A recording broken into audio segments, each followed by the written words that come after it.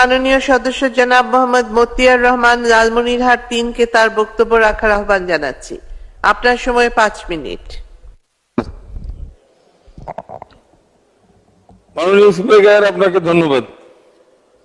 মহান জাতীয় সংসদে দাঁড়িয়ে 2023-24 সালের অর্থ বছরের সাধারণ আলোচনায় অংশগ্রহণ করার সুযোগ পেয়ে আমি কৃতজ্ঞ। মাননীয় স্পিকার, আমি 24-25 অর্থ বছরের যাই হোক, মাননীয় স্পিকার, আজকের এই সংসদে দাঁড়িয়ে আমি গভীর শ্রদ্ধা ভরে স্মরণ করতে চাই 1000 বছরের শ্রেষ্ঠ বাঙালি জাতির আরাধ্য পুরুষ।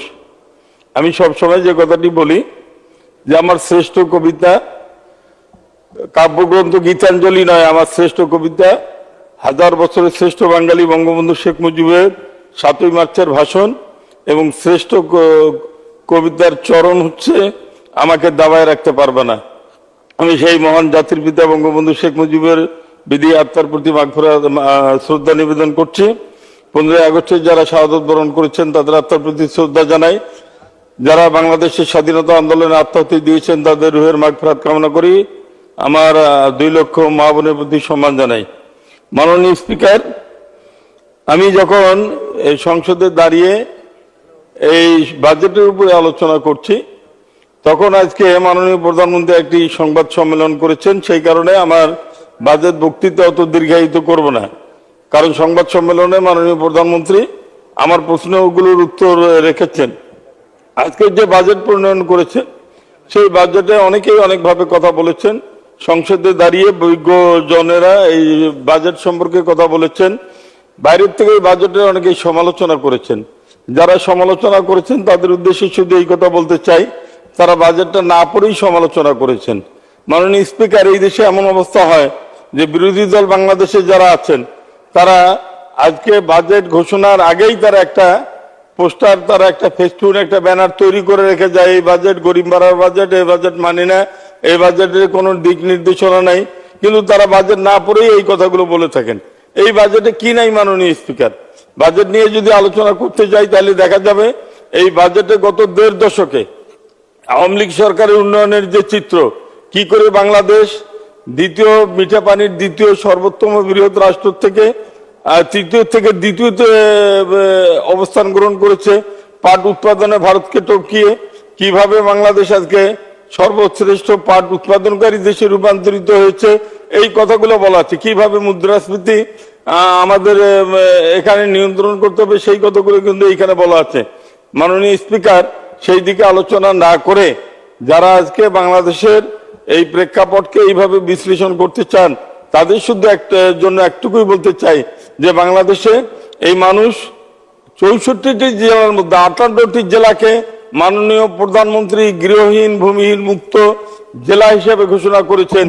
সেই বাংলাদেশে দাঁড়িয়ে যখন আমি কথা বলছি যে বাংলাদেশের মানুষ 58টি জেলায় মানুষ এখনো তাদের মাথা গোজার ঠাঁই সবকিছু পেয়েছে। আমার উত্তর জনপদ ছিল মঙ্গা কবলিত এলাকা, ওই অঞ্চলে মানুষ না খেয়ে এই দিনে আষাঢ় শ্রাবণ মাসে ওই এলাকার মানুষ না খেয়ে থাকতো। সেই এলাকায় এখন ক্ষুধা নাই, দারিদ্র নাই, সেই এলাকার মানুষের হাহাকার নাই, সেই এলাকার মানুষকে মানুষ এখন মফিজ বলে না। কিন্তু মাননীয় স্পিকার, আমাদের উত্তরবঙ্গের মানুষ এই সংসদে বাজেট দিয়েছেন, কিন্তু সেই বাজেটে আমাদের বিশেষ করে রংপুর জেলার জন্য আলাদা কোনো বরাদ্দ রাখেন নাই, যেটি আমাদের উত্তরবঙ্গের। আপনি মাননীয় স্পিকার, আপনি উত্তরবঙ্গ থেকে নির্বাচিত একজন মাননীয় সংসদ সদস্য, আমি আপনার মাধ্যমে মাননীয় অর্থমন্ত্রীকে অনুরোধ করব অন্যান্য বিভাগগুলোর জন্য যেভাবে আলাদা প্রকল্প করে বিভাগগুলোর উন্নয়নের জন্য মাননীয় প্রধানমন্ত্রীর উন্নয়নের সারথি করবার জন্য যেভাবে কাজ করছে রংপুর বিভাগকে এইভাবে একটা উন্নয়নের মডেলে নিয়ে এসে আমাদের কিছু সহযোগিতা বাড়িয়ে দেওয়ার জন্য মাননীয় অর্থমন্ত্রীর কাছে আমি বিনীতভাবে অনুরোধ করছি।